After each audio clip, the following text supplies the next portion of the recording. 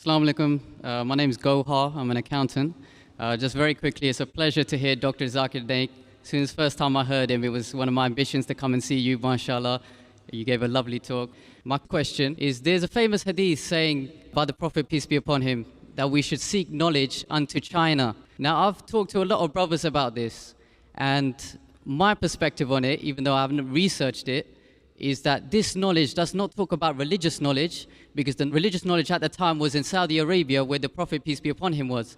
And people all over the world were coming to see him at that time for religious knowledge. Brother, what is the question, brother? What is the question? So my question is, this hadith, does it relate to religious knowledge or knowledge of the dunya, science, maths, etc.?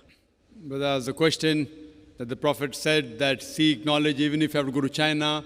It's because religious knowledge was in Saudi Arabia, it was worldly knowledge. So does it mean you can go to China for worldly knowledge? Point number one, brother. According to Sheikh Nasruddin Albani, this hadith is a Maudu hadith. It's a fake hadith. It's not a correct hadith.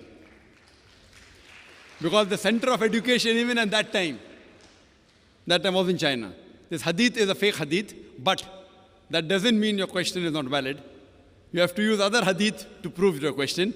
The first guidance given by Allah subhanahu wa ta'ala to the whole of humanity was not to pray, was not to give zakat, it was Iqra. In Surah Al-Alaq, chapter 96, verse number 1, Iqra. And our beloved Prophet Muhammad sallallahu alaihi wasallam said, it's mentioned by Haki, it is obligatory on every Muslim, man or woman, to acquire knowledge. So acquiring knowledge is fard in Islam. It's compulsory. It includes, the more obligatory is the deen knowledge, but that does not mean you cannot go and travel even for worldly knowledge. You can, as long as you fulfill the criteria. Even for worldly knowledge, you can, as long as it benefits you, it gets you closer to Allah subhanahu wa ta'ala. Hope that answers the question.